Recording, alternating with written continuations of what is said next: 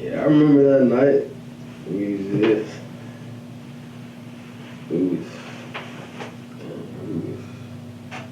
It was crazy because we came in there, we didn't expect to lose. Both had won 6 straight state championships. The Wolverines were in Kathleen tonight, not playing veterans. Warner Robins was hosting this 5A Elite 8 game. We picked this one up at the end of regulation. Demons down 2 with less than 20 seconds to go. Marquez Callaway, he had himself a night. 17 for 17 from the free throw line, and that bucket ties it up. We went to overtime, ladies and gentlemen. No final minute. Demons down 2. Callaway for 3. It's no good, but he was fouled. That is 3 free throws. I just told you he was perfect on the night. Makes the first, makes the second, makes the third, and Warner Robins has a 1-point lead. Miller Grove trying to find something in the middle, but all it finds is Demons. Callaway gets it again. He is fouled, goes back to the line where he hits some more free throws, and Warner Robins hangs on to win 63-57. Final in overtime. Warner Robins will face Alatoona in the semis Saturday at Fort Valley State. It's over. That awesome run came to an end. You know, we never envisioned it coming to an end. That was the part about it, I guess, that kind of stung, because we felt like we could go on forever. I just felt like I was in a dream. I just sat there for a while, and I looked at the boys, and it just felt like it was taken from us, and you know, it was just a crushing feeling. It was real crushing. I still see that night from today. Like, I still remember going to the locker room like, us to them.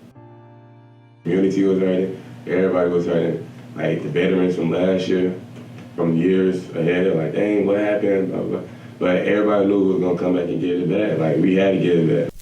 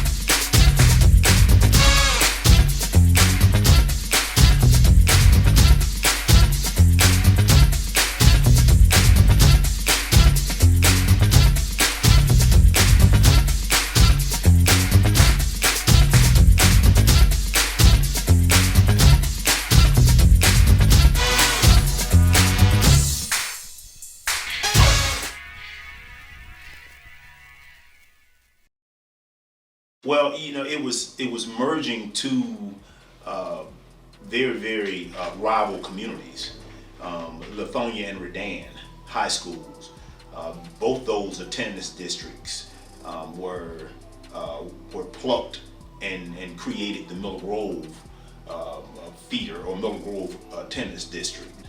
We opened up in the middle of the school year because we started out being housed at Redan High School and at Lithonia High School. We had students at both schools during the fall semester of 2004, and then in January 2005 is when those students and teachers from both schools came to Miller Grove, the physical school. Although we were identified as a school in fall 2004, we didn't actually move in the building until January 2005. We started out with about 600, 650 students with 9th and 10th graders. And I had an opportunity that most principals don't have, and that's to hire every single person, to have the opportunity to interview every single individual, from the cafeteria workers to the custodians, to all of the teachers. Didn't really have to inherit anyone, and that's a beautiful thing. But I knew it was important to establish a quality athletic program, so I was looking for what was the best coach out there. in metropolitan Atlanta or in Georgia. And the people that I asked and the people that I spoke to, several people mentioned to me Sharman White.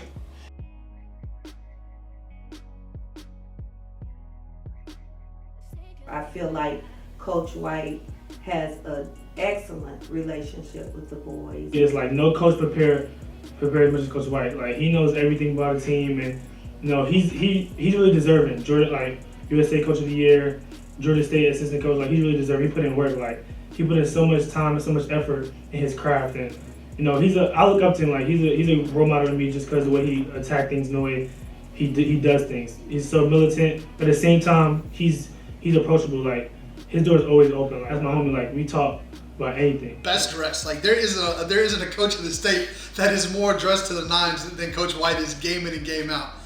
Even when it's just a polo and slacks, like the dude is to the nines. Yeah, you can tell he's put a lot of thought into the game, just from the way from how he substitutes to his play on the court. Coach White has all those qualities that you would love for your son to have, and pick those up by playing for him.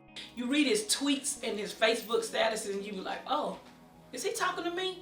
Or is he talking about something I should have done? And that's how it is. And he and I have those conversations. And he's that type of person with everybody, and he meets no strangers. And everybody with the guys, what's up, Chief? Everybody's Chief. So, and he meets no strangers. He gives, he'll pull you in and he don't block anybody out just because of who and where he stands in life. He's been awesome, kind of like Fab in that way as a rapper, where he's aged backwards. Benjamin Button in that regard, where he still is cool enough to hang with the kids and be a part of what they're doing without trying to be their friend. And that's a unique dynamic when you get that, and it's something that kids all across the country can relate to, and you see it in that dynamic of how he coaches. But it's why Miller Grove was so successful in the first place. When you watch him coach, he's not worried about what officials are doing. He's not worried about what the other team is doing. He's worried about the execution on his part. He makes sure that Miller Grove plays to a standard. If they lose, it's because they didn't play to their standard. It's not because of what somebody else did. It's because they didn't come out and play to their standard. So, when I see him coach on the court and, see him off the court and in practice and just talking to him in general, everything is to a very specific standard. And that's the way they play. He coaches to that standard and they play to that standard. I got a call from Dr. Simpson saying he wanted me to interview. They had a brand new school they were building in DeKalb County, and he was assigned the principalship of it. And he wanted me to be the first coach that he hired. And so he gave me a call, and we set up an interview for me to come in and interview.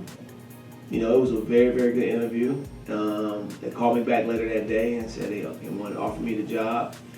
And I gladly accepted it, and it was a welcome thing for me because it was a brand new start. You get to build a program from scratch.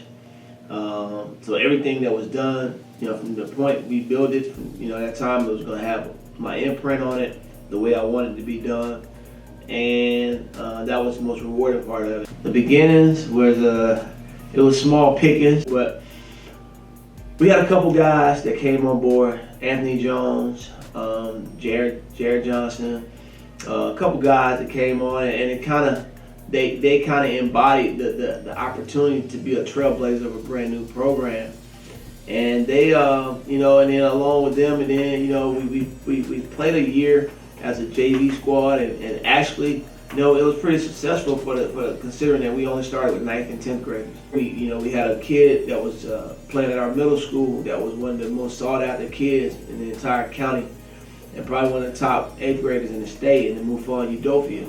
Got a chance to speak with the mom, got a chance to speak with Mufon, and the mom came back and said, look, I wanna continue to uplift my own community, and so I'm gonna keep Mufon right here with you. And probably the best thing that could have happened for both parties. And Mufon came in along with some other guys in that same class that eventually was the class of 2009, and caught fire. Our first year, full varsity year, we went to the Sweet 16 state playoffs. The following year, we had another 20-win season, but only the next year to get to the Final Four, which was another monumental thing for our program, was very, very huge because we went to the Final Four and had a chance at, possibly getting, to the final game. That's when the championships began the year after that. So those early building blocks, coming from two different schools and having to share a school with another school until our school was finished built, and having to practice at Action Sports Academy, which was called Center Court at the time. Just all those things, it made us who we were. The championship run began itself, and it just kind of carried on from there.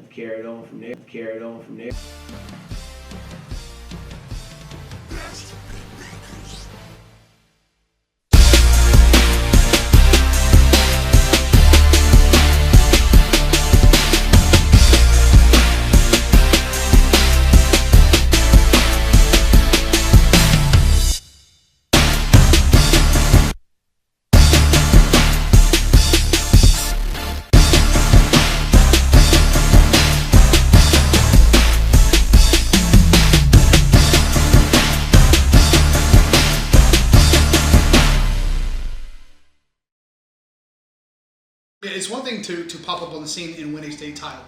It's a whole nother ball game to be able to put together 1, then 2, then 3, then 4, then 5, then 6. To be able to win as many as they did on the court says a lot about the infrastructure that is in place. It says a lot about what's required to play for that program. To have that type of sustainable success year after year with the number of graduates year after year after year. So it says a lot about Coach White and his assistants and the school itself, and to be able to really be able to take kids that, I'll use the year after Tony Parker left. That team he had for championship number 5 was college big. Like, those dudes were ginormous. Number 6, completely different team. A whole different bucket of talent, a whole different type of talent, a whole different type of size. So to be able to go from here to here and have them both meet and have them be just as successful, again, says a lot about says a lot about the philosophy in place there. Miller Grove basketball is really a brand of basketball. The brand, the way the program carries itself, the way the individual players are more focused on the championship at the end of the year than individual accolades. It really shows how the program is ran from the top down. Everything from the way that they don't have any individual starters introduced. While you're announcing individual starters, they're all huddled up as one unit, as one team. A guy could care less if his name is said in the starting lineup. That's reflected. You look at players that can do a lot of things individually, but they mold their game in order to fit the Miller Grove system. I think that's another reflection. Every guy that is a member of that team, it's all about winning the championship at the end of the year, and a lot of egos are sacrificed in that. They were committed, to building a winning program. Obviously, Sharman White was awesome, and they had enough kids in the area, Tony Parker, Alterique Gilbert, who were able to come in, and they were homegrown talent. And then from there, you supplement that, kids moving, even a Brandon Morris. But you supplement that with a guy like Aaron Augustin, who comes in because he wants to be a part of that, something special.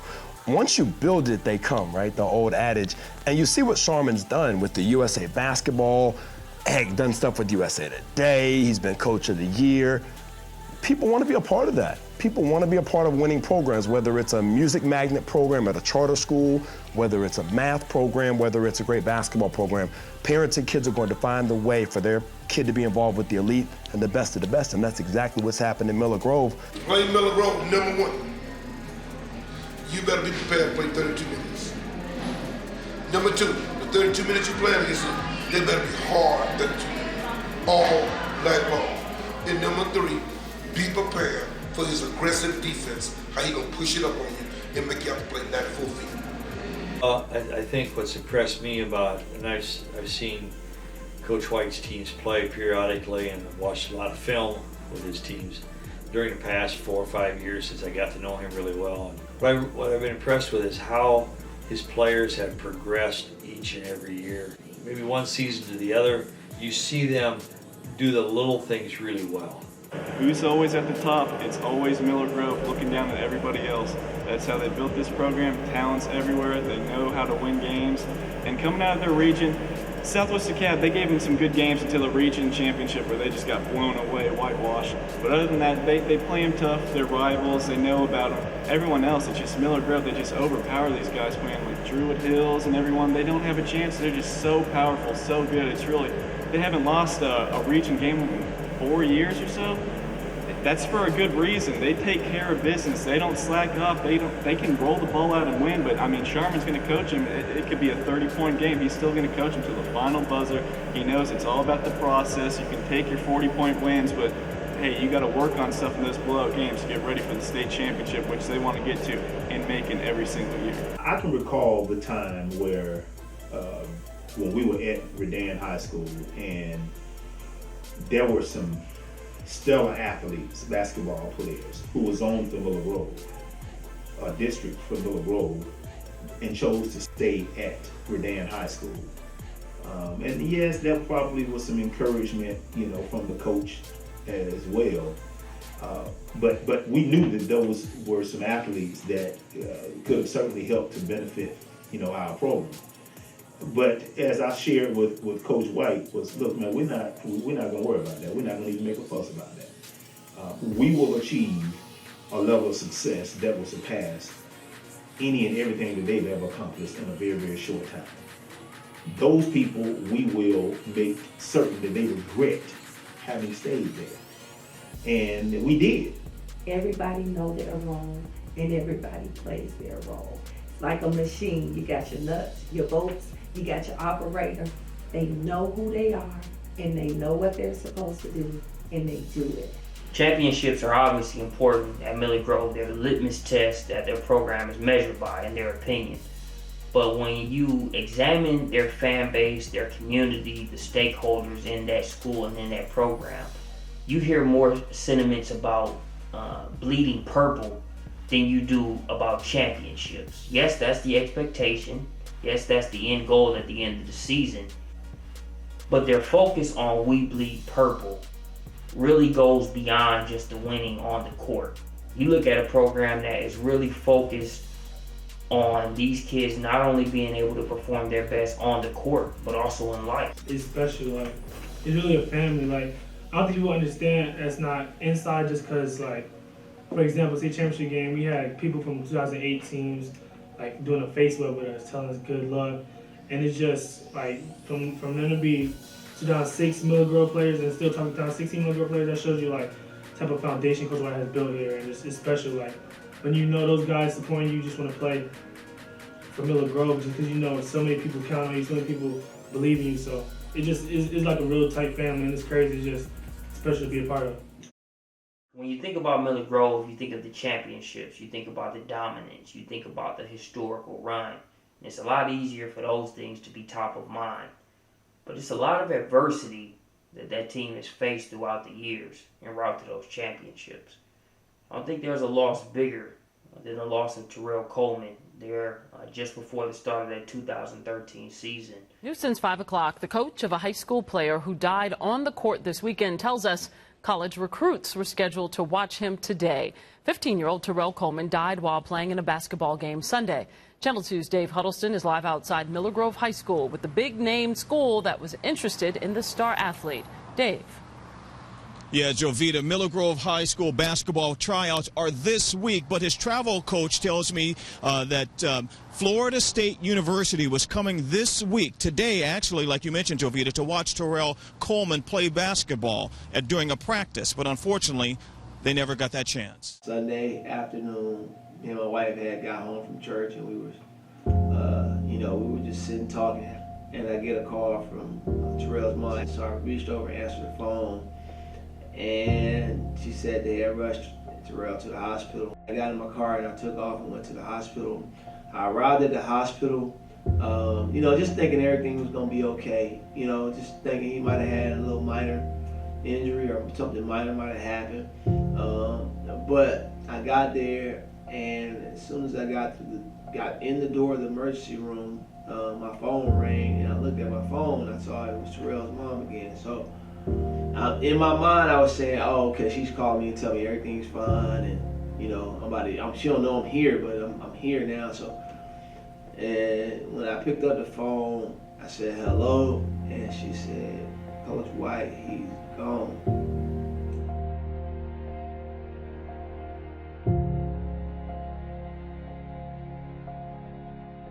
And I think I literally just stopped in my tracks and mentally just stopped, because there was so much disbelief to that I just couldn't believe it. And I walked in the back where he was and where they were, and I just saw him laying on that table. I mean, he was still in basketball gear, and I just could not believe it. I just could not believe it. He was a good person, you know. He was known for his basketball talent, but he was a better person. He was a gentle giant, you know, with a great spirit, a great smile, and a child that you just couldn't be mad at. I told at the memorial they had for him, I told everybody in the crowd, media was there, I said, we're gonna bring home that ring for you, Mom. And I remember saying that, and I think once I said that and made that publicly known, our guys took it upon themselves. Not that they wasn't already thinking like that, but that's when they knew, hey, we don't have no choice in this.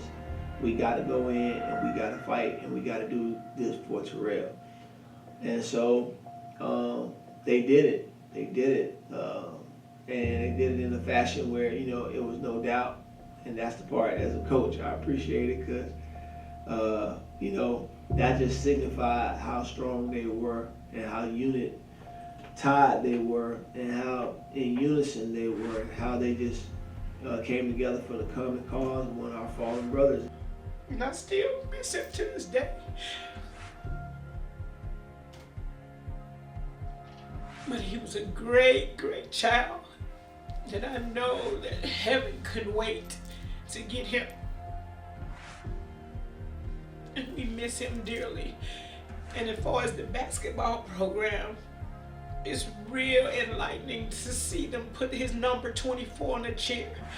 And when I get a chance, I always rub that chair. And if we ever down in games, I was like, Terrell, you know we need you. And it seemed like that helps me out.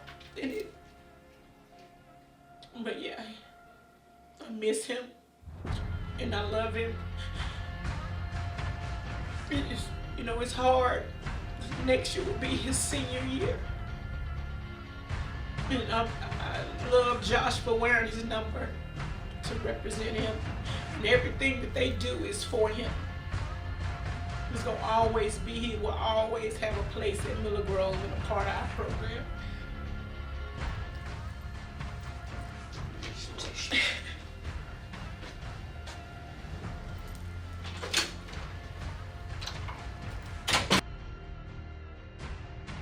If you knew my baby, he would love each and every one of you. And he would do anything and everything he could for you. He would give his heart to you. You know, some of us sometimes, we don't understand why we lose our kids. And I mean, take it from me. I'm not understanding, but I'm holding strong because it's that smile right there that keeps me going. It's that smile, you know. It's that one right there. And I want to thank each and every one of you all for coming out, because this ain't nothing but love. And the Middle Grove basketball team, I'll never leave y'all. I will always be there for you. In heart, Coach White, each and every last one of you all, you know. Terrell's spirit lives on, you know. And we gotta keep holding on. When I first went to Eddie White, I didn't know too many people. It was my first year after I left Bab with all my old friends, and I met this kid, Quavius Johnson, and I was the tallest kid in the 7th grade, and he gave me a nickname called Too Tall. And the next morning when I came back to school, he said Too Tall, and I just responded to it, and I responded to it ever since.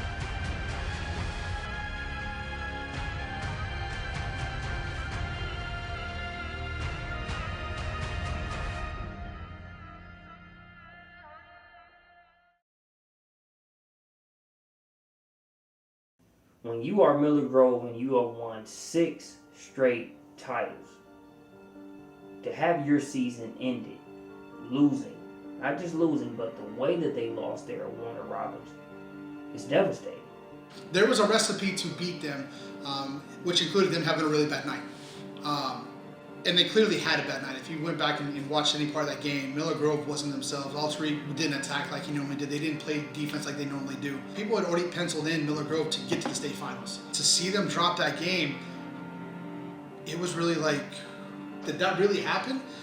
Even if you're watching the game, you still want to rewind it on your DVR just to see if that actually was true. I was kind of in disbelief because we were in a position to win that game, and we were up by 5 with 1:03 left.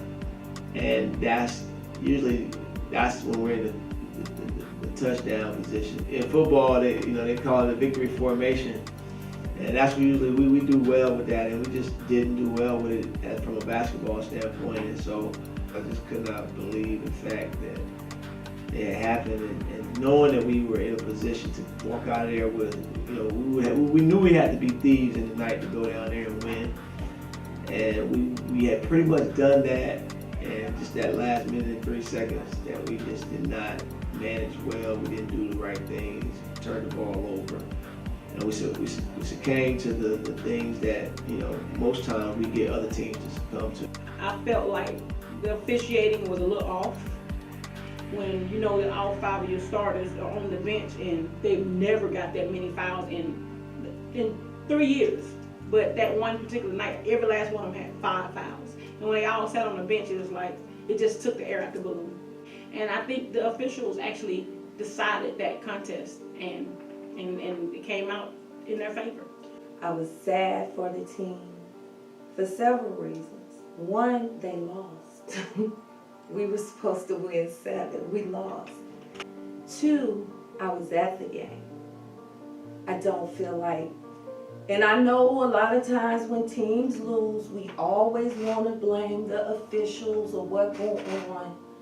But my personal opinion, we played 9 people that night.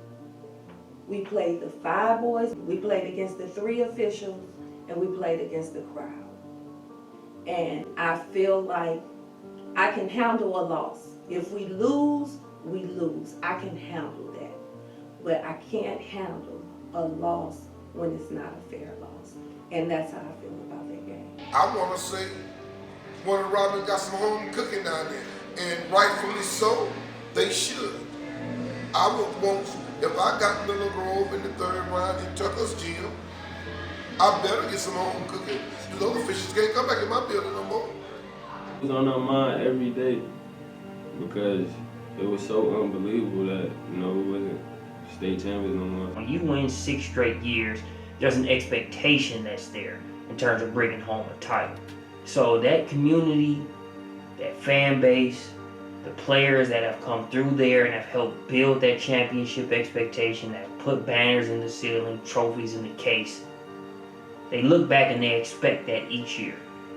When you get wind that Miller Grove season is over, any place short of making, it's a rippling effect throughout the whole program. I mean, the Vegas odds on that Warner Robins game would have been 99-1 in favor of Miller Grove, right? Nobody expected them to lose that game. So then you sit there and you've got months to think about that, and everybody is hunting you now. It took a while for me to actually put it all into words and wrap my mind around the fact that we were not defending state champions anymore. But once that time ended, we, got the kids back in the gym, and everybody was eager to get back.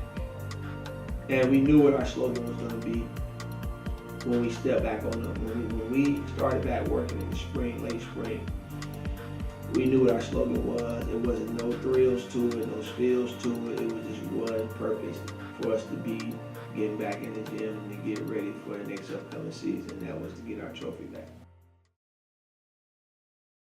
Every year there's an acronym to kind of, get the team going. I think that in itself just shows standards that have been set for the program. When you look at the breakdown of GOTB 34, get our trophy back, 3-4, which stood for March 4th, scheduled date for the 5A State Championship that Miller Grove was looking to get to. It had such a powerful impact because of how the team got behind it. In the past, Coach White, he was no stranger to being able to have certain acronyms, sayings, or mantras that his team would sort of play behind.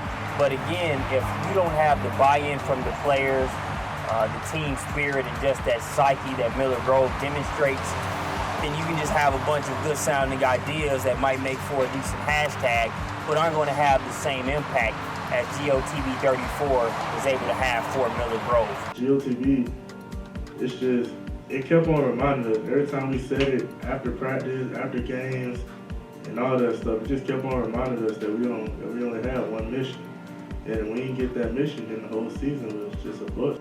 I think it's one thing to go out and get a state title. When you talk about getting your state title back, that word back has so much emphasis. You feel like something that's yours is somewhere that it doesn't belong. So I think when you look at that, that element, this wasn't just business as usual, trying to end the year atop the state rankings. It was getting back what they rightfully felt was theirs. It took me like a week or so, maybe a week or two, but then my thought process was, we gonna get them next year. Without a shadow of a doubt, we gonna get them next year because they are hungry and they are upset about this loss and they want their number 7. And we're gonna get them. I knew the light that lost, because I know Sharman White, somebody in trouble next year. This 2015-2016 Miller Grove squad definitely had something to prove, on multiple layers. They wanted to show the past Miller Grove champions that even though they let things fall on their watch, that loss would be avenged, that they would get that back. They wanted to show the state of Georgia that the road to the championship still had to run through Lidonia. And they also wanted to show that the anomaly that was them not being state champion at the end of the year there in 2014 was nowhere near the norm. It was an anomaly that they were going to erase very quickly going into that next season. So they had a lot to prove and a chip on their shoulder as a result. The way we came back and got in the gym, you knew we were going to be primed and ready for this upcoming season. The Bible scripture says, weeping endures for a night, but joy comes in the morning. We knew joy was coming. And so we got ready. The personnel varies year by year. I think when you look at the 2015-2016 squad, obviously spearheaded by Alterique Gilbert, while it's a very team-focused approach by Miller Grove, but Alterique Gilbert's ability jumps off the page at you when you look at his ability to score the ball in bunches and how good of a two-way player he is. You hear about this kid who, Don's All-America, All-Region Player of the Year, two years in a row, and you would never have a conversation with him. You never would guess that this kid who's 5'9", 5'10", was doing all this other stuff. Very humble kid. I know he knows he's a great player, but I think he knows he couldn't do it without his teammates. So it's like he includes them in everything. It's like we didn't win these rings just because of Alterique. We won these rings because of my teammates. So he incorporates all of them into everything that he does, and he thanks them. One of the best guards in the entire nation, with Alterique Gilbert, a straight leader, and I could easily say this from all the years, the best player that ever put Miller Grove uniform on. I'm quoting that today, without doubt. The things I've seen this kid do, from freshman to right now, the best player that ever put a uniform on at Miller Grove High School. You knew Miller Grove was going to be going after this championship and they were going to be intense. The question was, could they do a better job of giving themselves more scoring options aside from Alterique Gilbert? And being able to complement Alterique Gilbert with better resources on the offensive end.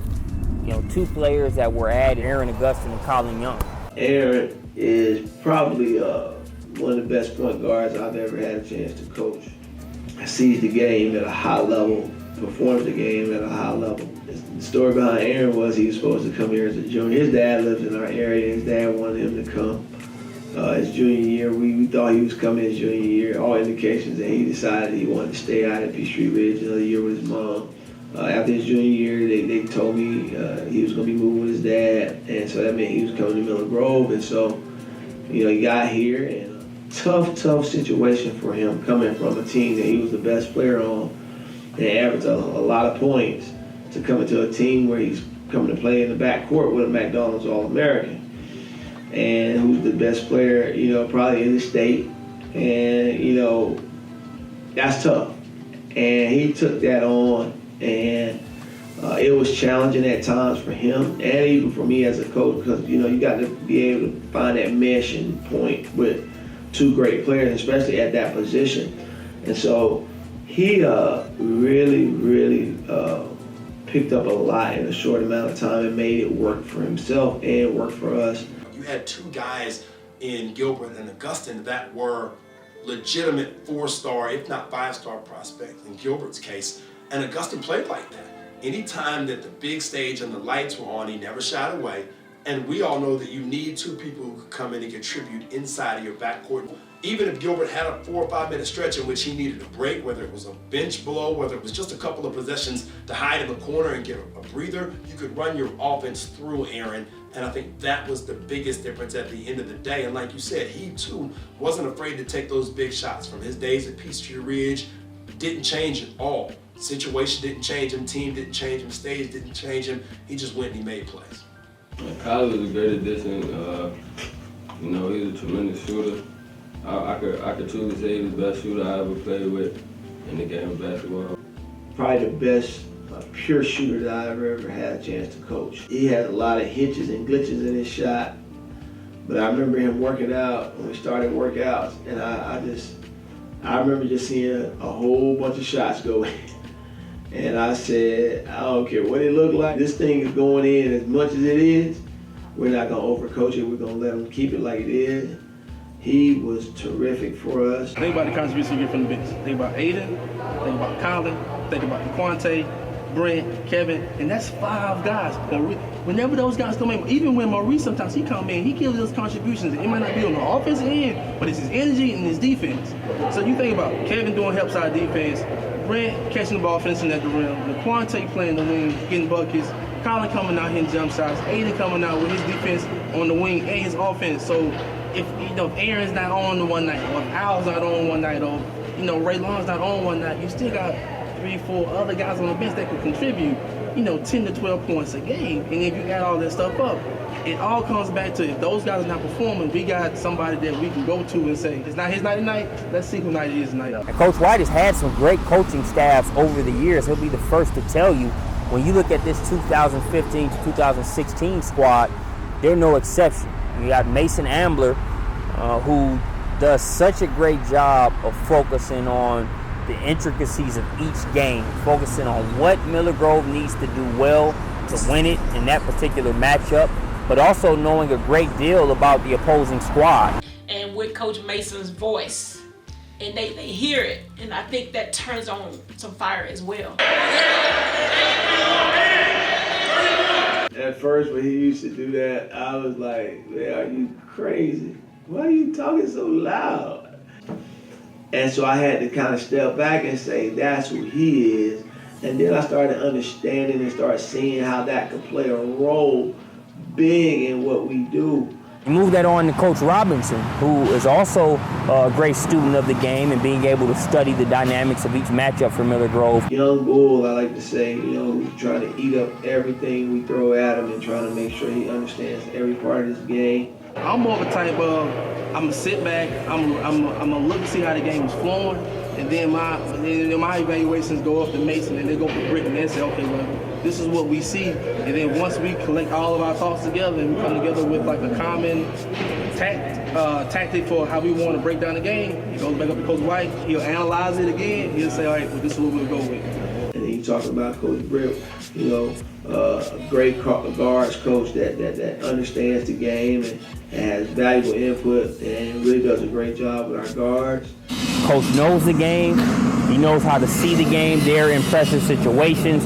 and be able to give good recommendations and insight that a coach like Coach White and that staff can take advantage of to make sure more times than not their team's going to come out on the winning end. And even some of our other coaches that are not with us made us very, it made a very formidable staff that really, worked together for the good of the team, which when the team saw that, it made it easier for them to work together as a team. And so, I think I have the best coaching staff in the country. I don't think I'm lacking in that area, not one bit.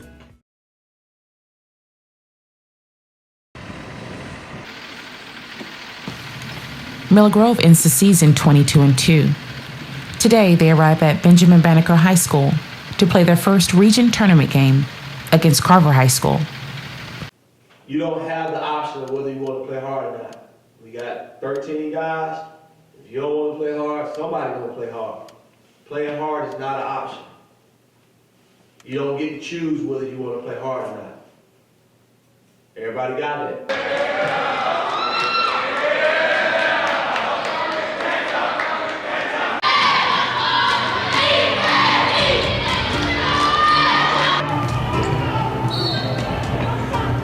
Miller Grove is favored to win the matchup against the Panthers, but the team starts off slow.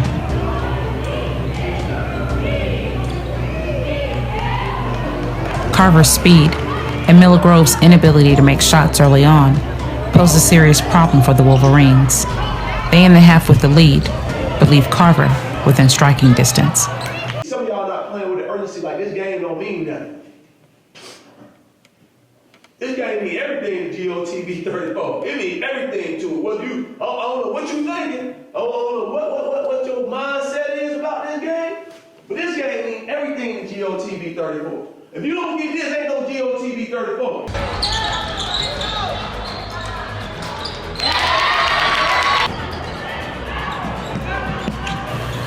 Miller Grove comes back aggressive in the second half and wins the game with a 30-point lead over Carver.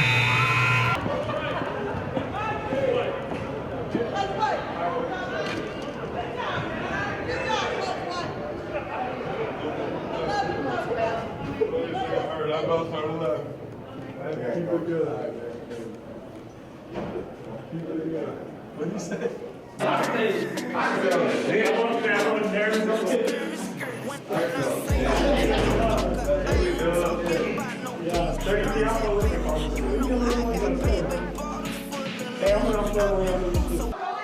That game has so much riding on it. All our goals, everything we've done in the off season, all the summer league, shot clock league, camps, workouts, all of that's hinging on that one game. And if we win that game, we can assure ourselves a chance closer to accomplishing our goals. So it's a little bit of edginess, and I think once we got into the locker room, we were able to talk about the things we needed to do.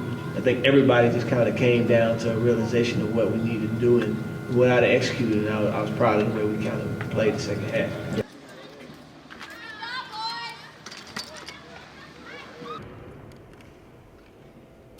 The next day in practice, Raylon Richardson sits out due to his performance and attitude in last night's game against Carver. Raylon, I don't think I did a good job of getting Raylon involved yesterday. I got to do a better job getting him the ball and places that he can succeed at. But he'll be okay. But he's a big part of our team, and we need him to score the ball.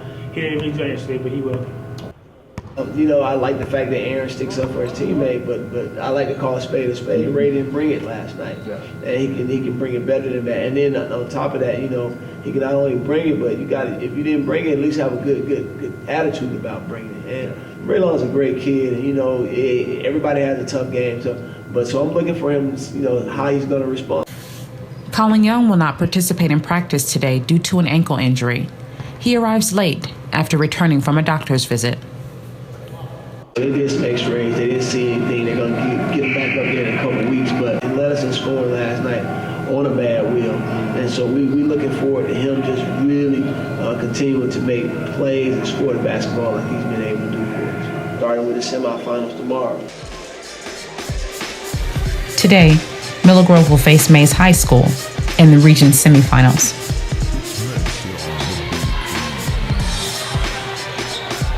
Miller Grove starts off strong and dominates the entire game. Despite his injury, Colin Young leads his team in scoring and finishes the game with 20 points, helping Miller Grove defeat Mays 69-52. At this point in time, I can't even worry about pain and let it take over my head, because at the end of the day, we got to win this championship, and that's all I'm worried about. To prepare for the region tournament championship game tomorrow, the team arrives at Sampson Fitness for a strength and conditioning workout with personal trainer Chris.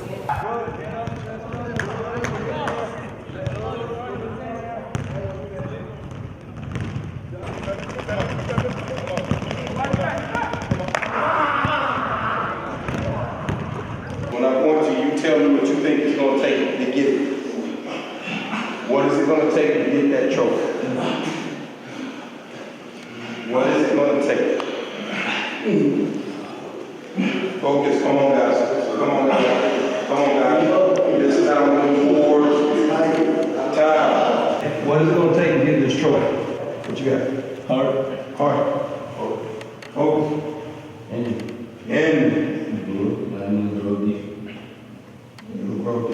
I like that. Guys, everybody, what y'all said, y'all been doing it so far. At this point, you just got to take it up a notch. Whatever you got left in the tank, you got to get it. You got to get it. Whatever you got left in the tank. This is where you heard coaches say you got to dig deeper than your opponents. Because I guarantee you, they're not going to let y'all just come and take that thing. It's going to be a fight. But whoever digs deep, and this is where the saying comes from, leave it all on the court. Whichever team is willing to leave everything on the court, I believe that's going to be the team to get that trophy. Miller Grove arrives at Benjamin Banneker High School for the third time this week to face county rivals Southwest DeKalb in the Regent Tournament Championship game. So take advantage of this day, all right? Don't let this day go to waste. Don't let it go by saying I should have did, I could have did. That ain't how we grow, all right? Everybody got me on that, all right? Everybody touch somebody. Stay focused.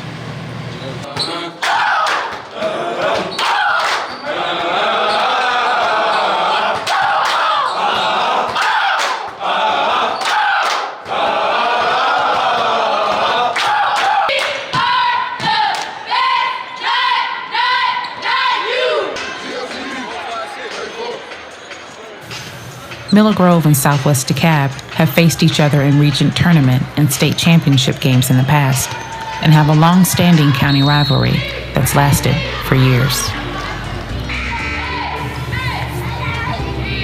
Miller Grove starts strong with a three from the corner by Colin Young.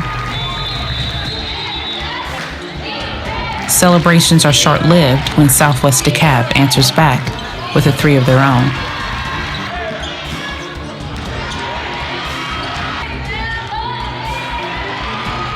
Southwest DeKalb gets aggressive and takes the lead in the second quarter.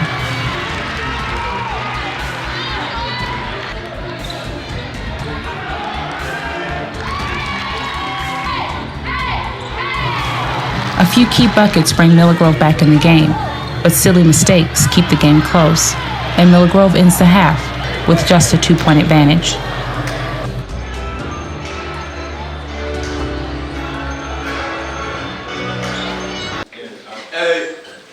It's not about to be nice, okay? So you get your girls' feelings up. It's not about to be nice, okay? Hey, the way we're playing, we cannot win a state championship like this. Some of y'all, and I'm gonna, hey, girls' feelings up, please. I know some of y'all will go. Some of y'all are not producing. You're just not giving us nothing out there, nothing. Aaron, you a top point guard in the state, and you out there, you ain't giving us nothing. Josh, you can't make a goddamn man to save your life. Can't hit a free throw to save our life. That's why. That's why. It ain't because they playing so good. It's us not playing good. Just good enough. It's enough of just good enough. There's no room for error. No more. At this There's no room for error. We need guys that's going to go in and help the cause, not hurt the cause. And we hurt it by playing this way.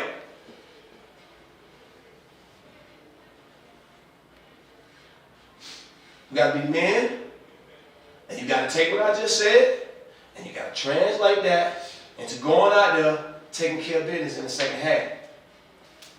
Everybody got me on that? Yes, sir. All right, let's go, man. Let's go, man.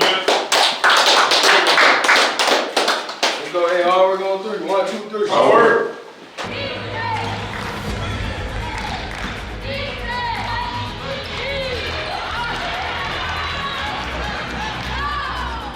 The Wolverines take heed to Coach White's emotional halftime speech and turn up the intensity in the third quarter.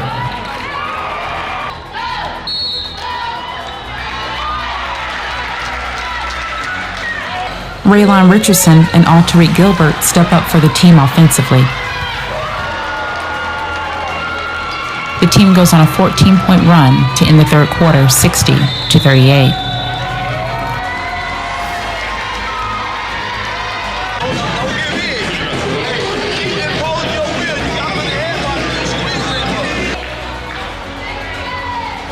Southwest DeKalb attempts to make a run, but Miller Grove's defensive pressure proves to be more than the Panthers can handle.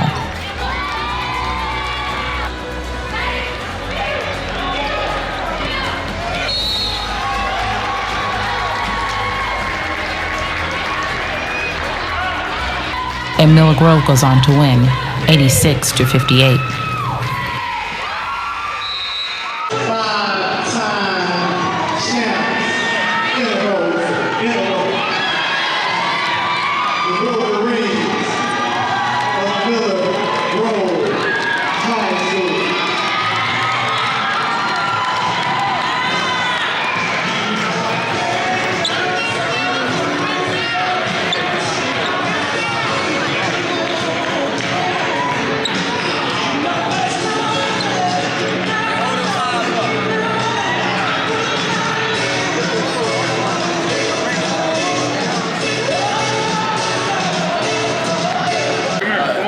Great second half adjustment by our guys.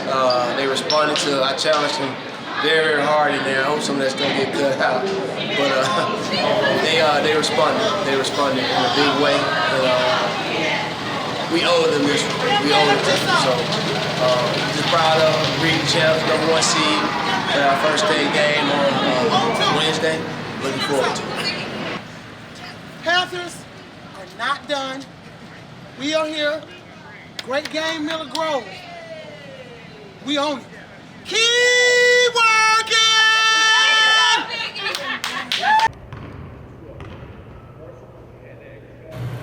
The Wolverines have just 2 days to practice before their first playoff game against Sprayberry High School.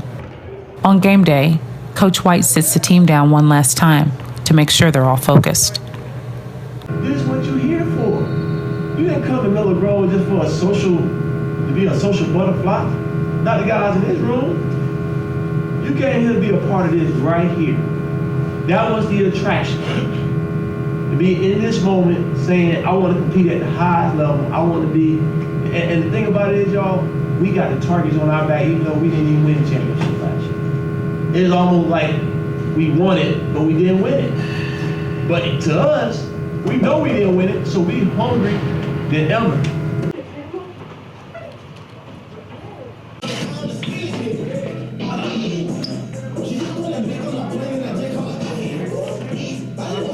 I'm gonna tell you the way these state playoff games go. One rebound could be the difference between a W and an L. One rebound could be the difference between advancing, going home.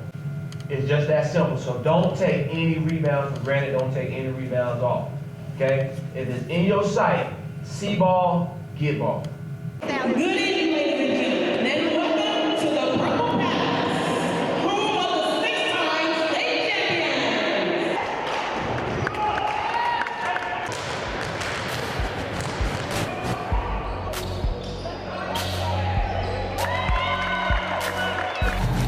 Miller Grove starts the game very aggressively, and Sprayberry seems to be taken aback by their defensive pressure.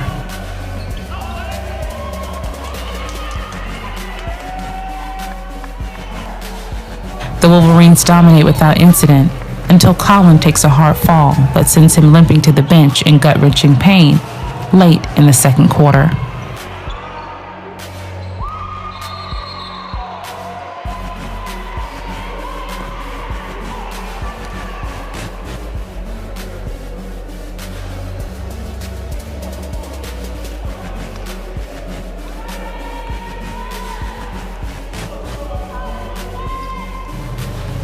Miller Grove continues to dominate and ends the half 48-20.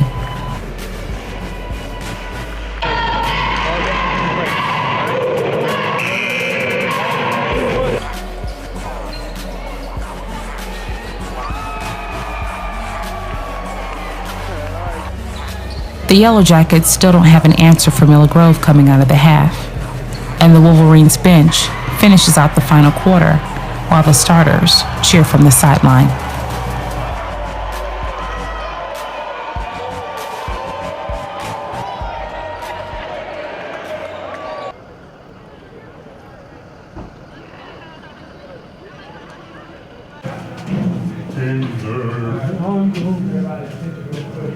Alright. Journey has began. We're done. And we got the first one down. Got 4 more to go. Can't get 4 more until you get the next one. Gotta get the next one first. Alright. I love the energy. I love the effort. I love the defense. I love the contributions. I think what I saw tonight too was a carryover from the second half of the Southwest game. And I was saying that earlier in the week during practice. I just felt like that was that defining time for a team as a team. And so we just got to continue to work to get better. We got to continue to stay focused. That's the key. That's the key in everything. Stay focused. The next day in practice, Colin sits out once again to rest his ankle. He has high hopes of playing in the second-round playoff game against Academy of Richmond. It's playoff time now. I can't afford to get hurt. But it's going to happen. Yeah. I just need to work. I just need to focus on doing the right thing, icing up, so I can get ready for Saturday. That's all I'm really worried about. Today, got to get back to work. We're going to be playing Richmond Academy. We played these guys before. We played them back in 2009 and 2010 in the Final Four each time. And we slammed the door in their face both times. And so they're going to be, they got a chip on their shoulder, and they're probably glad they're playing. It's kind of like that Warner Robins field. They wanted us, they got us, and now we got to give them something that they want, that they did want. All right? We can't look at it as another game because it's bigger than that. All these games from now on, all these last 4 games that we got to play, they're more than just another game, and we just got to look forward to it and attack it. On game day, Coach White invites inspirational speaker Inky Johnson to talk to the team. Once we set out on a mission, if it doesn't kill us, we won't stop. And so I said, you mean to tell me whatever you encounter along your journey, whatever you encounter along your mission, if it does not kill you, meaning you have to take your heart in order to take your drive, you don't stop. He said, yeah, if we lose an arm, if we lose a leg, if we lose a finger, we don't stop. I said, why don't you guys stop when somebody gets injured? Why don't you guys stop when somebody gets tired? Why don't you guys stop once you hit adversity and opposition? Why don't you guys stop when you face a challenge? And he said the reason that we don't stop when we face a challenge, when we face opposition, when we face adversity is because of this. Ain't other people do it with each other, we do it for each other. The crowd pours in early for the highly anticipated matchup, as Academy of Richmond fans believe the team, led by star Madison Williams, has what it takes to upset the Wolverines. We got good guards to run the flow, to match up with any guard. And no matter what team we play, how we play it, if we come out with our mindset, then our first thing is to take it to the cup and win the game. We cannot play Alterique Gilbert. We got to play Miller Grove. Exactly. That's right. Exactly. If we play Miller Grove, we'll be just fine. But we try to play Alterique Gilbert, get in I think my skills better than you. You take me one-on-one, I'm going to come back and take you. That's a no-no. That's a no-no. Plans are to sit Colin for this game, but he warms up in case he's needed.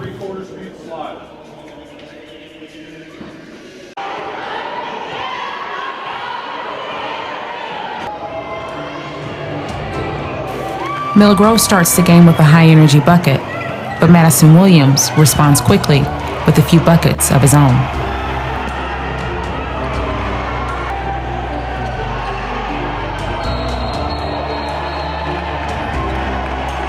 The in-your-face Musketeer fans grow louder, and Miller Grove start to turn the ball over.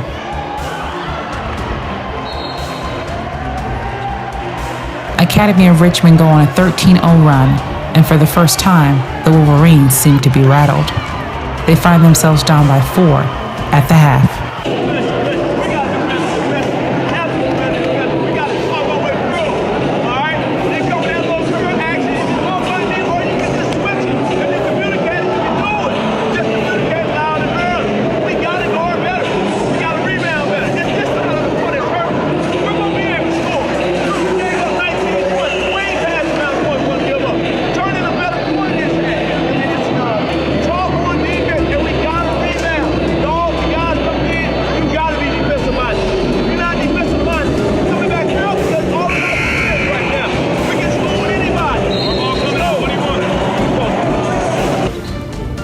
Coach Mason decides to warm Colin up and play him in the second half.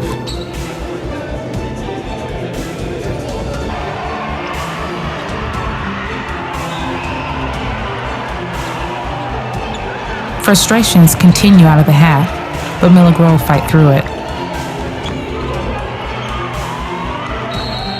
They turn up the defensive pressure, and Academy of Richmond starts to crack.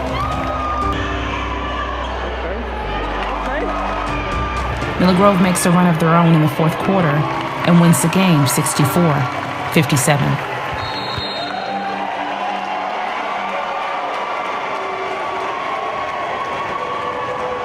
I believed in this the whole time. It was just a win. You know, I knew he was going to pick it up.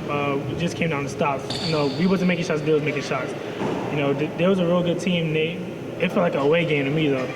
But, you know, it don't matter what the outside, it was between us, and I feel like we were just stronger. We was a mentally stronger team, that's why we won it.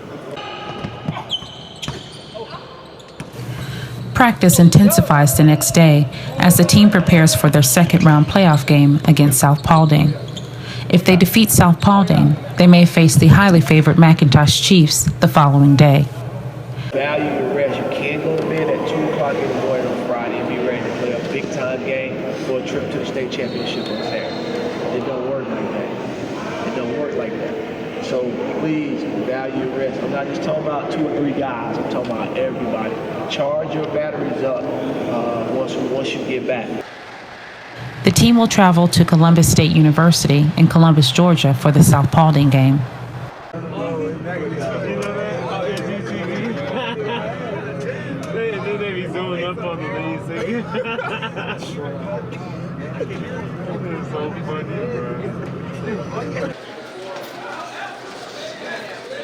Though they play South Paulding today, all the buzz around the potential McIntosh game tomorrow is on the forefront of the team's mind.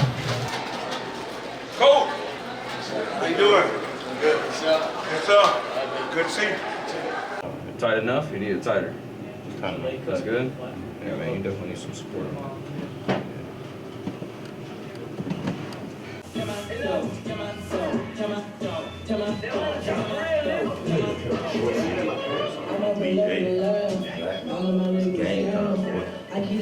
A year to the date that the greatest streak in Georgia basketball history came to an end.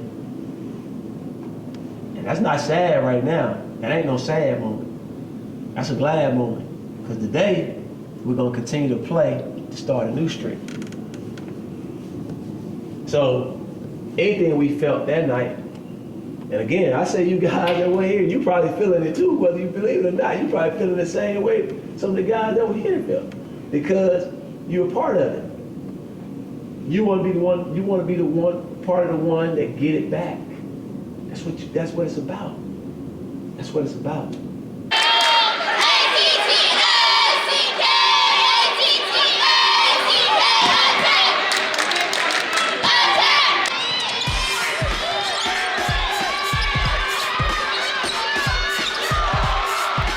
Miller Grove has an aggressive start against South Paulding. They dominate the entire game and defeat the Spartans 66-41.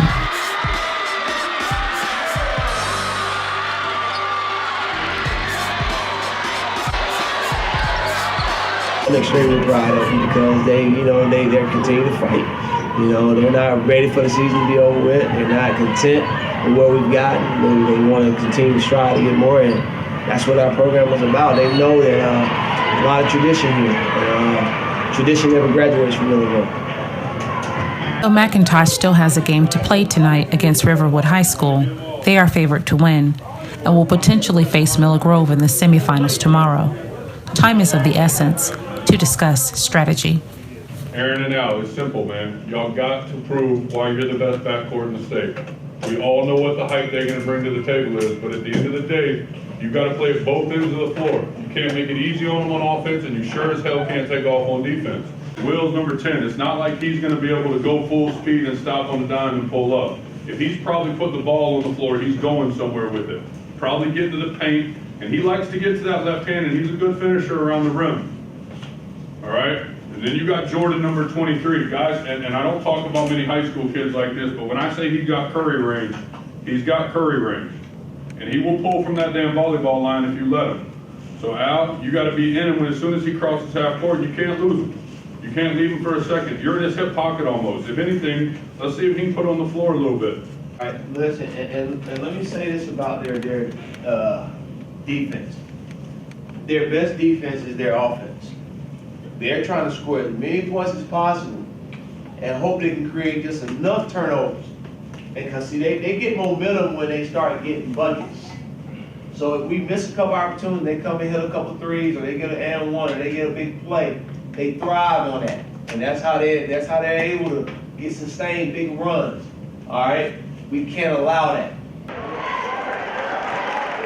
Miller Grove stays to watch the McIntosh and Riverwood matchup.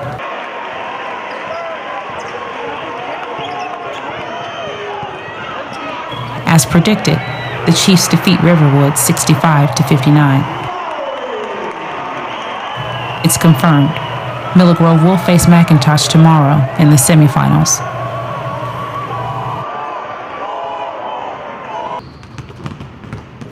Inky Johnson returns to Miller Grove to talk to the team once again before the game that evening. And so you guys moving forward and your opponents tomorrow, they haven't even been here.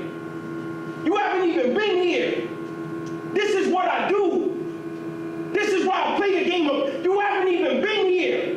This is my territory. This is my game. This is what we do. Those banners are what we have. This is our tradition. This is our culture. This is what we do year in and year out. And you haven't even been here. This is your first time being here. And you think you got the nerve and the audacity and the heart and the spirit and the courage to beat me. And this is what I do? This is what I do. This is what I live, sleep, breathe, and play. This is what I do. This is what we do. This is what we stand for. This is the banners in our gym. This is what we do.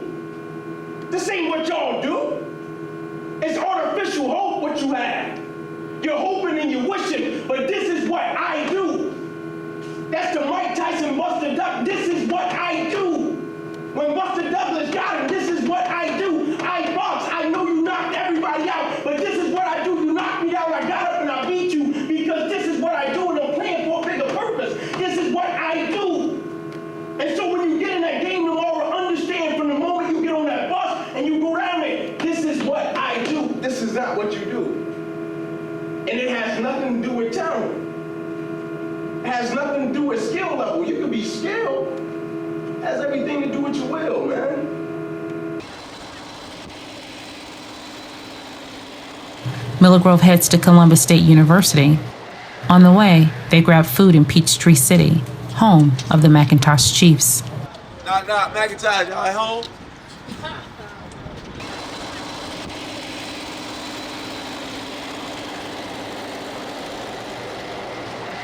Looking forward to this game, man. I don't know about y'all, but I'm very, very much so looking forward to this game. It's amazing for people to think this the biggest game ever. I just want us to be Miller Grove. Just be Miller Grove. We be Miller Grove. It can be whatever they want it to be.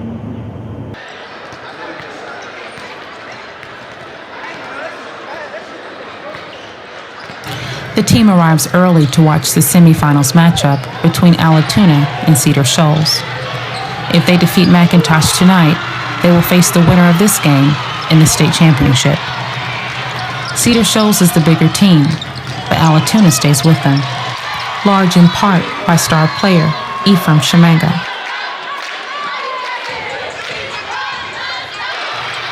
The score remains tight the entire game, and Alatoona has just a 2-point lead with 5 seconds on the clock.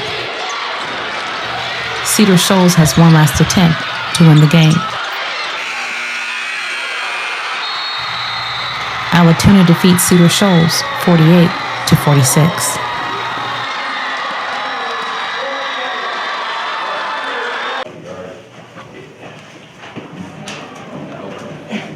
It's a wet job, coach. It's a wet job. Yeah.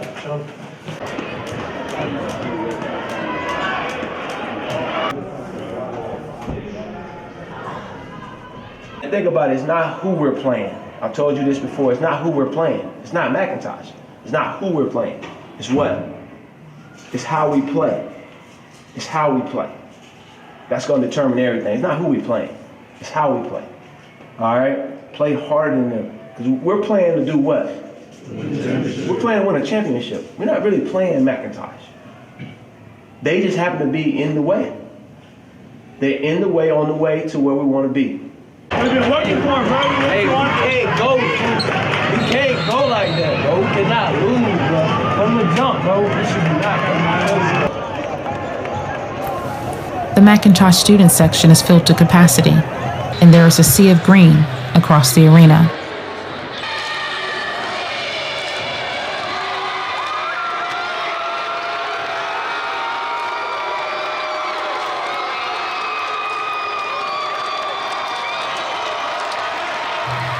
The team is pumped, but face adversity early on, as Alterique Gilbert is accused of dunking the ball during warm-ups and receives a technical foul before the game starts. McIntosh will start the game with a free throw shot and receive possession of the ball.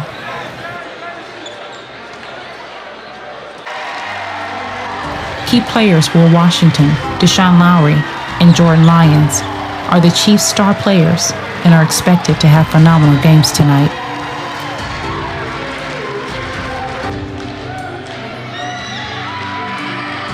McIntosh makes the free throw shot and uses that momentum for a strong start in the first quarter.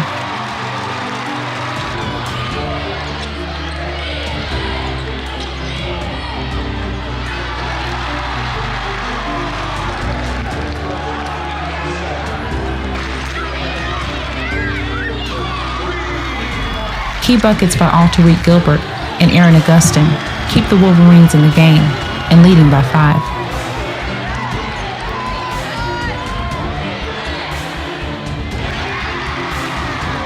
But McIntosh quickly closes the gap, and the game is tied at the end of the first quarter.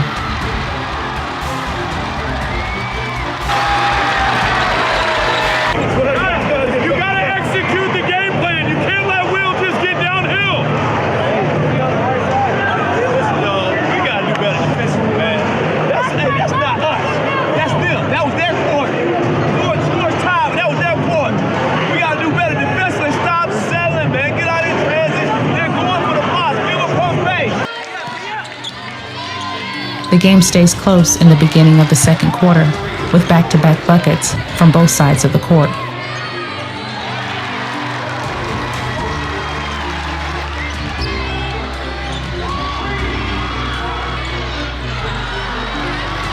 But Miller Grove finds their rhythm and make a run.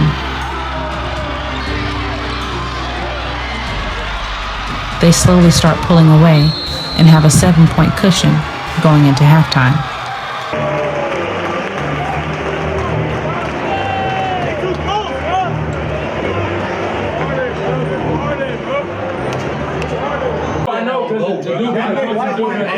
We got 2 people. Y'all gotta rush that. Y'all gotta rush that. Communicate. You gotta commit to cutthroat. Go through your rules. Catch it. Face up. Pass. Cut. Everybody moving. Don't settle for one pass and then stop. Okay, that's how to play one-on-one. No. Keep them moving. Keep 32 moving. Y'all think 32 want to run around with y'all? If he guarding you, he don't want to run around with y'all. So it's going to give y'all a chance to have freedom. Now you got freedom. Now you can go make a play, but somebody got to help them. And if they help them, now we find the open man. Commit to the cut, bro. I'm telling you, they don't want to run around like that, man. They're not built like that defensively. Listen, man, 16 minutes. And we'll be a step closer to our goal. We can't give in these 16 minutes. We can't give in. We got a couple guys with 2 fouls. Josh, you got 2. And Aaron, you got 2. That's it. But hey, we got to play. Yes, sir. We got to play, man. Everybody got me on It's going to take a better effort than it did that half. It's going to take more. Commit to defense. We hang our hat on stopping guys. We spend the first hour of practice every day on defense. Now commit to it so we can get to where we want to get to. Five guys in the whole bench. Hey, let's go. Hard work on 3. 1, 2, 3. Hard work. On the job. Miller Grove comes into the third quarter confident and ready to make plays.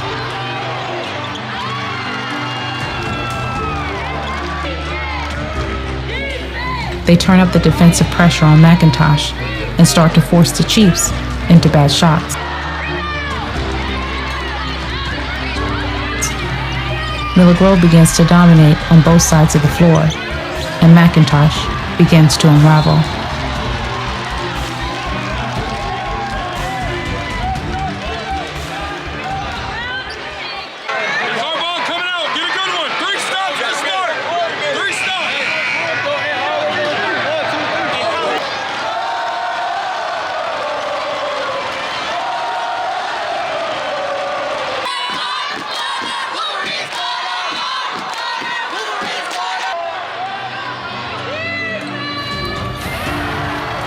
McIntosh attempts a run at the start of the fourth quarter, but continuous turnovers only make the deficit grow larger.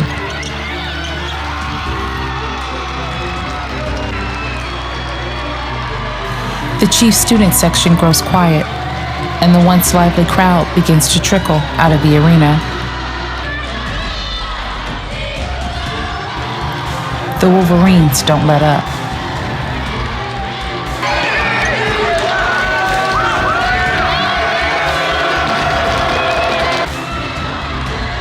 As the clock winds down, both teams begin to face the inevitable.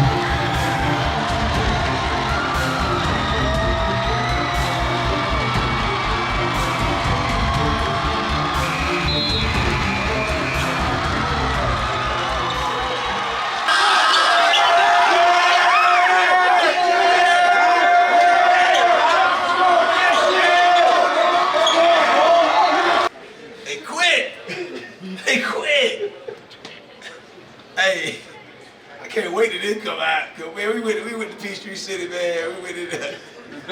We was like, McIntosh, where y'all at? We in y'all crib. Where y'all at?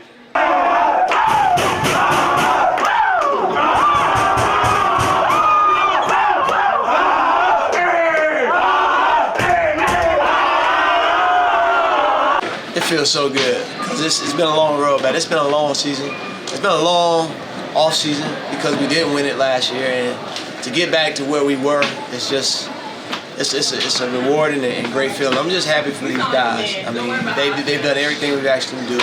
I'm just so excited for them. So, all right. Hey! Hey! Hey!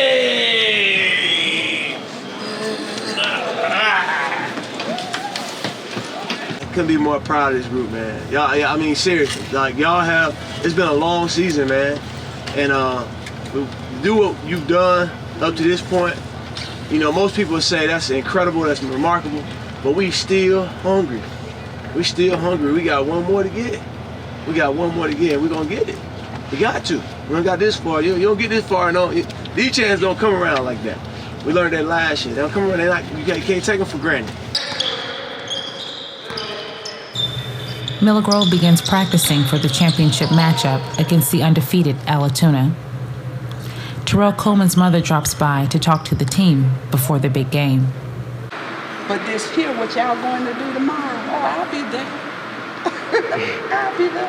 Without a doubt, I'm taking off of work. I don't even care. I'll be there because I feel like you all are very important enough for me to do that. Not because of the 24, but because of every number that you all have on y'all's ballot. And I want y'all to understand that I love y'all from the deepness of my soul. It still felt good. I don't want him to be that close. Yeah, I don't want to be that close. As part of tradition, Alterique Gilbert and Joshua Jackman get haircuts for tomorrow's championship game. Records don't mean nothing when you're in the championship. Like, as I said before, the Panthers and the Broncos, Panthers only lost one game all season to the Falcons, and they lost in the championship. So all them games they won didn't mean nothing because they didn't get no ring. So, like, you gotta put all the records behind you. Like, here, both of us is 0-0 right now. 0-0. One game tomorrow. One game gonna decide your fate for the whole season. One game. The energy is high on championship day at Miller Grove. Let's go, let's go! Let's go, Miller Grove! And I think you have to have a purple afro, right? Yes, ma'am. Lebanon inspired me to put mine on. We got that ride, yeah! That purple ride, yeah! When I say purple, you say pride. Purple, pride, purple, pride, purple, purple, purple, purple, pride, pride, pride, pride. I got people just calling me from everywhere saying how Altoona's gonna beat us and because they're 30-0. And I said, that's fine. And we want the people against us. That's what we want. Our backs are always up against the wall because nobody wants Miller Grove to excel.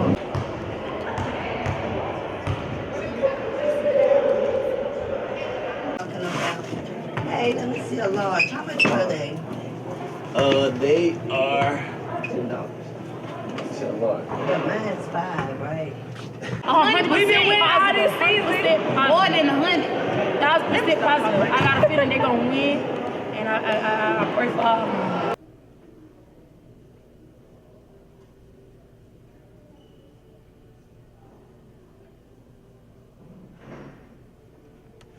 Nobody's ever scored over 50 points on them in a game this year. Nobody. And, you know, frankly, if we score 49 and win, I'm good with that. But I think it's a challenge for us. You know, I think it's a challenge for us because that means they've imposed their will 31 times. 31 times. They've imposed their will. They want to keep the game in the 40s. They've imposed their will 31 times. Okay? They got one more night to try to impose their will. They figure they can do it tonight. It's better than all the other nights. Ain't happening. Not gonna happen.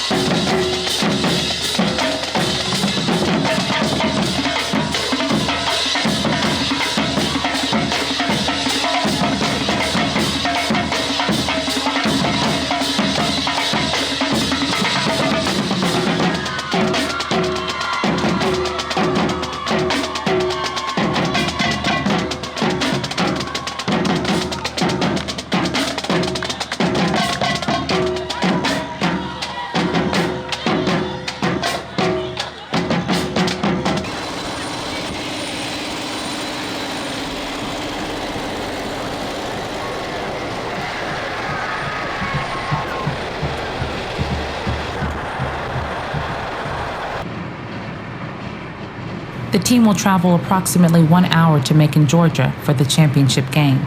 Stay focused. Think about your assignments. Think about what you got to do. But at the end of the day, you know, it's about focus. If you're locked into what you got to do, you stand a better chance of doing it better. All right? Get back on this bus. Be champions. Everybody got me on that? Yes, sir. All right? Champions and beyond. Got me? Yes, sir. All right. Got my back, got my back, 21 feet, scratch, no, wrong move,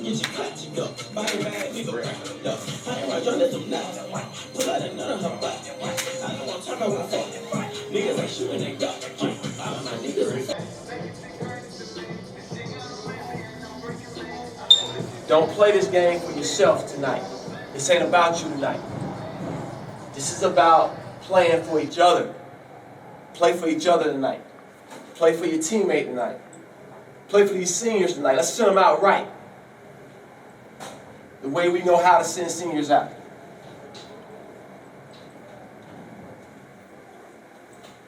They can't play harder than us tonight. They cannot play harder than us. I keep hearing they play so hard. They play so hard. They play so hard. God damn. I like to think we play a little hard too. So I want to see what hard looks like. Because I know they ain't playing. I just don't believe they play harder than us. So let's not allow them to play harder than us.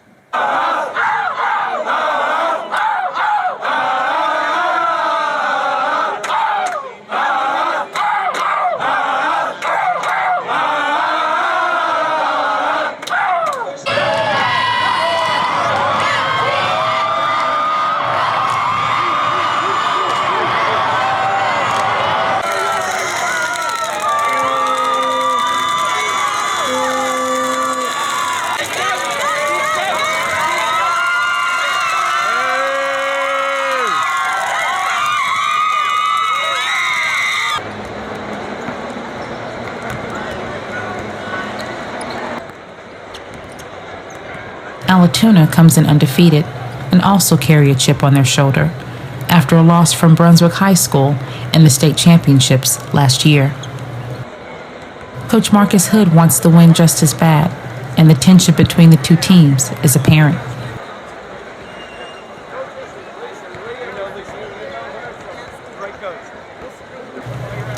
Aaron, Alterique, and Raylon stare their opponents down and show no fear before tip-off.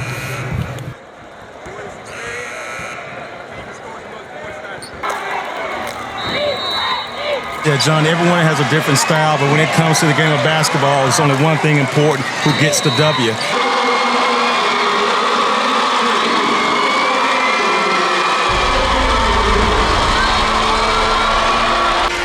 They became the first boys team to win the Quad A Championship for 4 straight. Became the first with 6 straight when they won the 2014 5A title game over Warner Robins, and we're underway.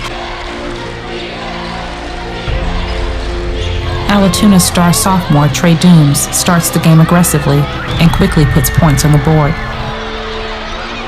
And Ephraim isn't far behind.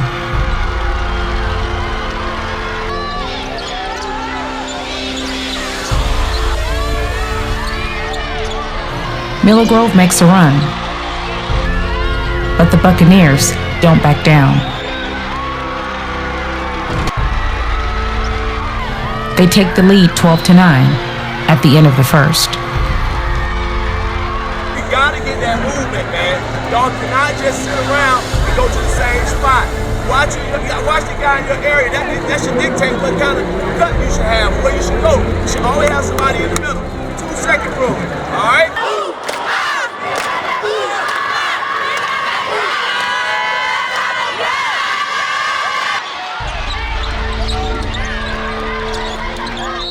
The game gets more physical to start the second half, and Josh Jackman is taken out of the game momentarily after a scratch to the face.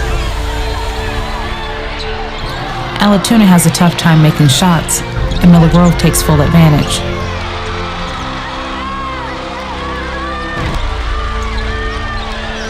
They turn up the defensive pressure and gain a 4-point lead at the half.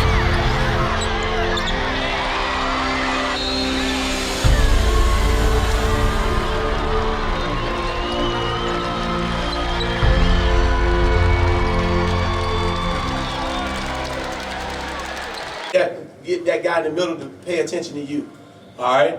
But again, and if they start running out because we get that, take a pump fake and go to the basket. Pull up, take a pump fake and pull up. Y'all, they're not gonna go away if you don't make them go away. They're not gonna go away. They're not gonna go away. They're 31-0. They hang. They are fighting to go undefeated. So they're not going to go away. You have to take them away.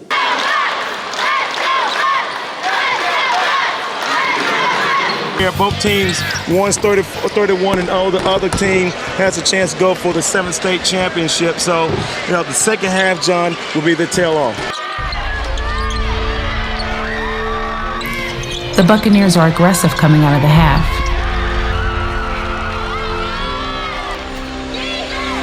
And missed shots by the Wolverines don't help.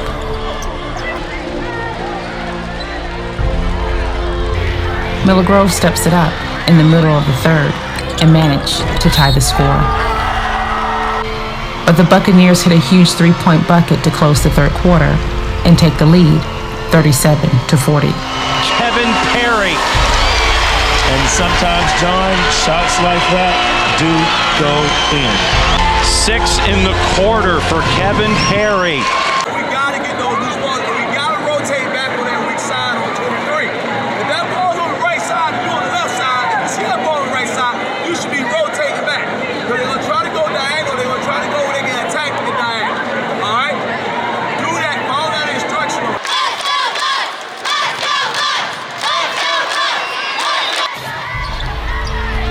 In the fourth quarter, Alatoona looks to pick up where they left off. But Miller Grove steps up the defense once again.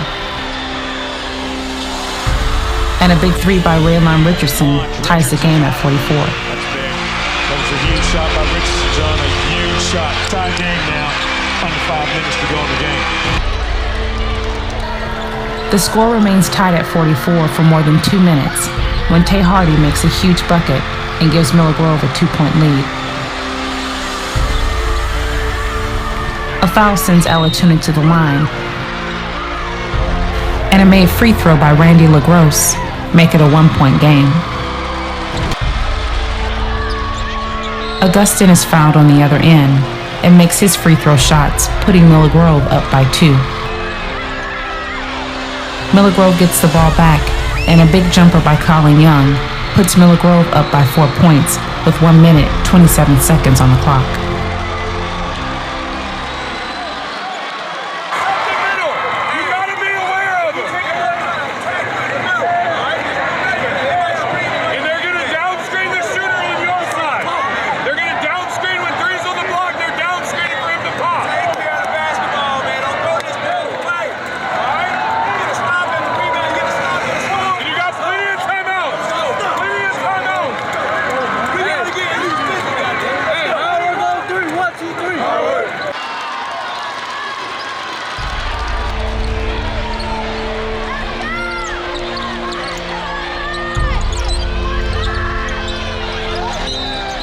Out of the timeout, a careless foul by Aaron Augustin at the three-point line sends Kevin Perry to the free throw line for a chance to score 3 points.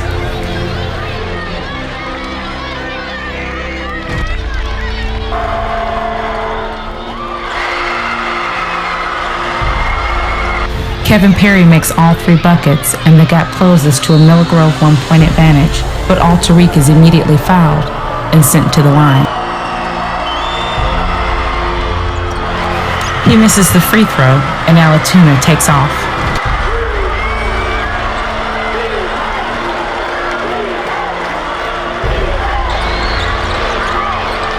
But Colin Young steals the ball and is fouled with 5 seconds on the clock.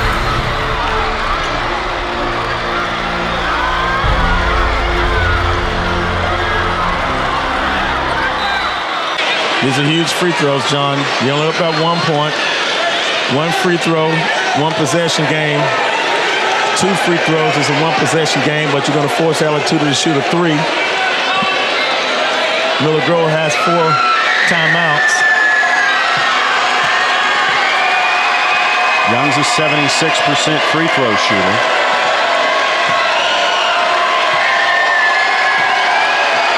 Marcus Hood doesn't ice him, and he missed the first. You might want to call a timeout, Coach White. The reason why, John, if he misses it, you got your defense set. If he makes it, you still got another timeout you can use.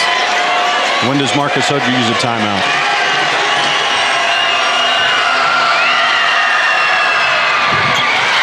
Margins 2 at 5 seconds. There's your timeout. Listen, man, we got to get 1 stop.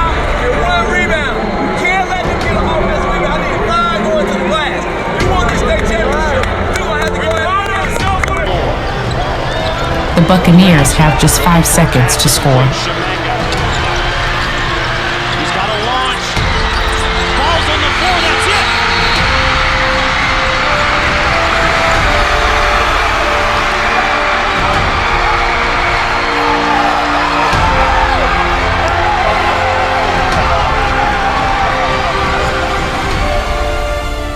The sign that hangs in Sharman White's office. GOTB 34. He got his trophy back on March the 4th, and all of those in a row. 9, 10, 11, 12, 13, 14. Out last year. Now it's lucky 7. Well, John, it was a ugly game, but you got the W. You know, at the end of the day, it's not how you win, it's if you win.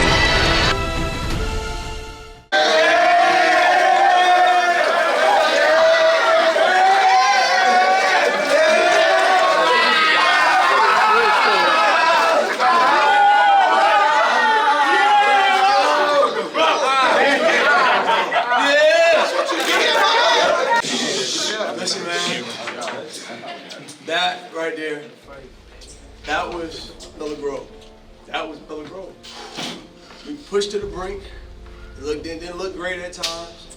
We weren't playing our best, but we found a way. And that's Miller Grove. Some of y'all, you just getting to experience this, but that's what we do. That's why we champion. That's why we champion. That's what all them hard practices, that's what all of that is for that moment when that clock had 0 and you knew we had 1 point and you knew we were champions. It don't get no better than that. It don't get no better than that. So I'm proud of you. I'm proud of you for going through the process. Because it's a process, man. I know some of y'all, everybody don't like process. But enjoy it and embrace process. Sir. Because this is what it's for. Not just basketball, but life. You gotta enjoy process. It's not fun. It's not fun. It ain't gonna be good days every day. But I'm so proud of the way y'all stood strong. And y'all answered the bell. And y'all took them down and became champions. And now, it's time to fight!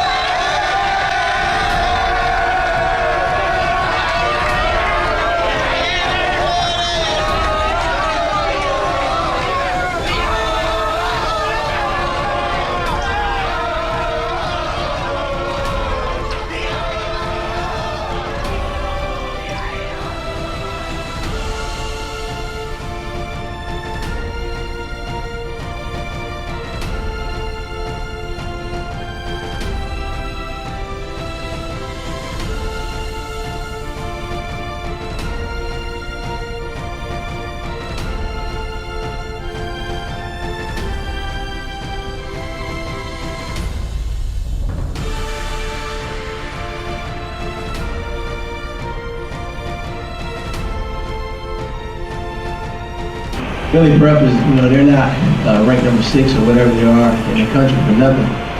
Very talented group of guys. Know a couple of guys. Marcus Howard, coaching the USA Basketball, and PJ. So a very good group. I think our guys, came into the game with the expectation to win.